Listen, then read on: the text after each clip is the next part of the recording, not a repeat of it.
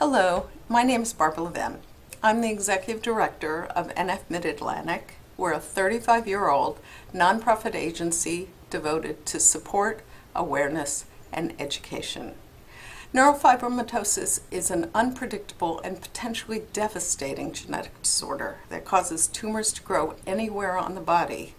It is often misdiagnosed, and current scientific studies show that the most common form of NF occurs in 1 in every 2,500 births.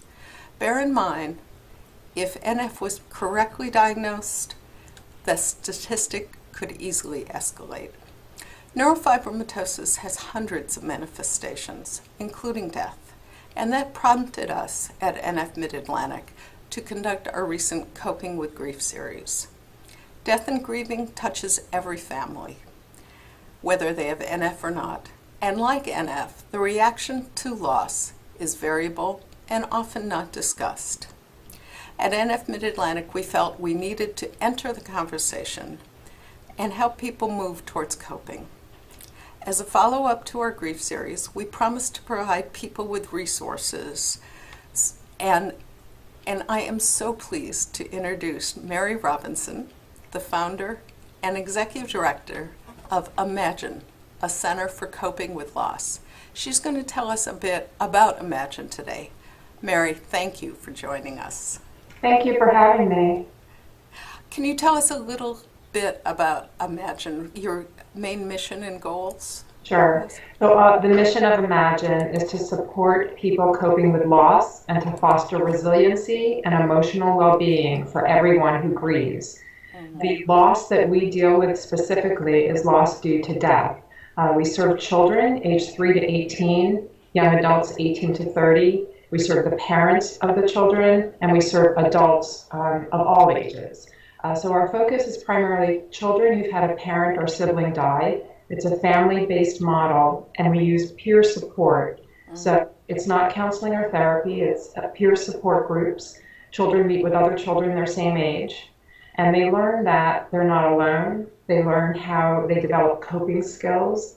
They become more resilient, and they get to share their story, talk about the person who died. They get to have all their feelings. So it's a very safe, supportive community, really, for children to be with other children who have gone through something similar. We are going to expand in the coming year to include support for families coping with illness, terminal illness, chronic illness, or any other life-altering condition, which was why we were so interested in coming to your workshop and learning more about NF and how we can best support families who are coping with illness, children and adults. Oh, yes. A mammoth feat, certainly. Yeah. Mary, can you tell me where are you located, and can our people access your program? Sure. So we are located in Westfield, New Jersey. So that's Union County. And families come from, currently we have families coming from about 35 different towns throughout New Jersey, most of them in Union County, but also in counties outside of that. You know, our program is free. It's open to everyone. So as long as they can get here, they can participate. But a good thing to know is that we are based on a 30-year-old model. So this type of program, this peer support model for children who are grieving, first started in Portland, Oregon at the Dougy Center.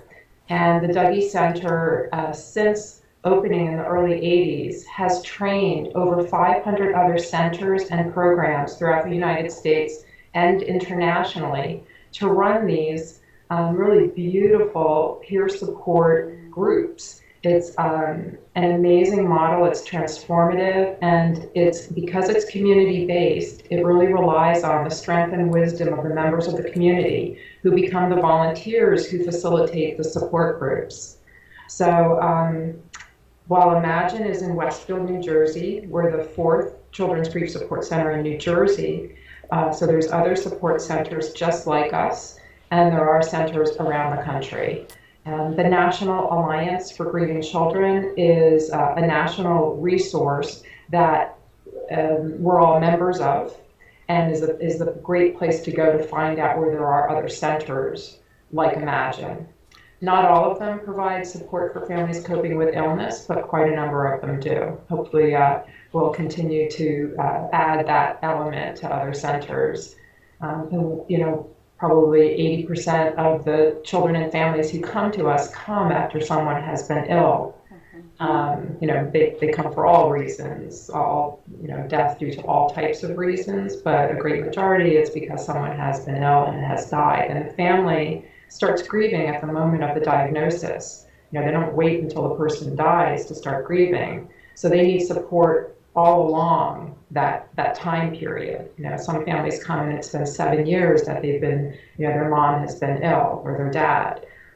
So they're struggling, they're fearful, there's all kinds of changes within the family that they need to cope with, but there's really no type of support system in place. So I think that this provides a valuable resource that's unique and unfortunately not as available as we'd like.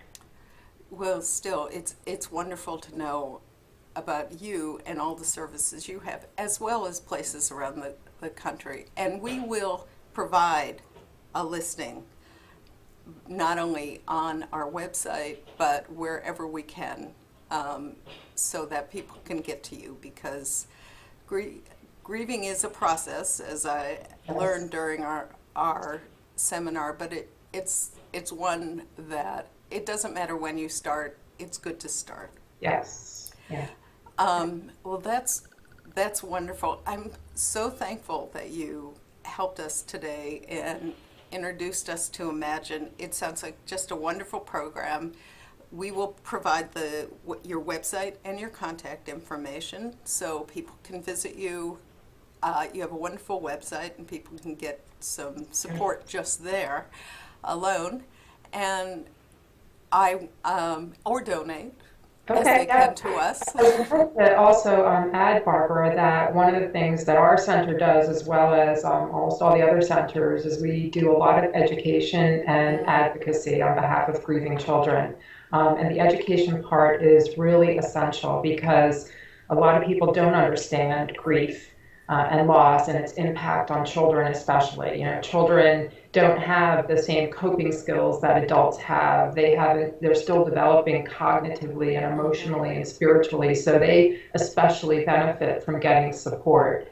And we don't want it to be that the only place a child can get support is by coming to one of these grief support centers. So the education piece is essential so that we're educating people in the community and really building and creating resilient communities where children can get support no matter where they turn in their lives. So whether they're at school or on the playground or in their Girl Scout or Boy Scout troop or in the Little League or at their best friend's house, at the neighbors. We want the adults in a child's life to understand the impact of loss on children and to know that when a child has a loss, whether due to death or divorce or illness or separation, abandonment, parental incarceration, not making the team, there's so many, their best friend moving away, relationships ending, that an adult understands that that's an important thing to pay attention to, and that they really see the child and they check in with the child and knock on the door of their heart and see how they're doing, and become a loving listener for those children. And it's also important, we serve the parents of the children and adults, because one of the most important things for grieving children that determines how well they're going to do after a loss is, first of all, finding out they're not alone, but it's the active involvement of a caring, functional adult in their life, hopefully more than one. And so the more that we can educate the adults in the community, then we create this sort of network of loving listeners and supporters for grieving children. And that's, a big part of our goal. We want Imagine to be happening not just on our nights of support, but happening out there in people's workplaces, in the schools, in the neighborhoods. So I wanted to really stress that we do, we go into schools and do in-services. We'll do a workshop anywhere in community agencies. So education's a big part of it. Oh, that's wonderful. And I think you said one of the most vital things, that nobody should go through this alone. Yeah. Thank you. This has been terrific. I think it will be helpful if not now, in the future for our people, because, as you said, everyone goes through grief. It is variable. It does change with the circumstances, and it's so good to know that someone is dealing with adults and children. Yes. So we appreciate it so much. We also want to mention that at NF Mid-Atlantic, we also provide patient support advocates, and these are people who are peer support. They share a diagnosis, and they're available to share feelings. They don't give medical advice, that's verboten, but they're sympathetic ears. And if anyone feels they need that, they can contact us. Also, if you couldn't join us for our Coping with Grief series, which Mary alluded to and I alluded to, you can contact us about that. That's still available. Well, thank you, all of you, for viewing this, and a final wonderful thank you to you, Mary Robinson, and to all of your wonderful work at Imagine. Thank you so much. Thank you, Barbara, and thanks for all that you do. Thanks for having us on.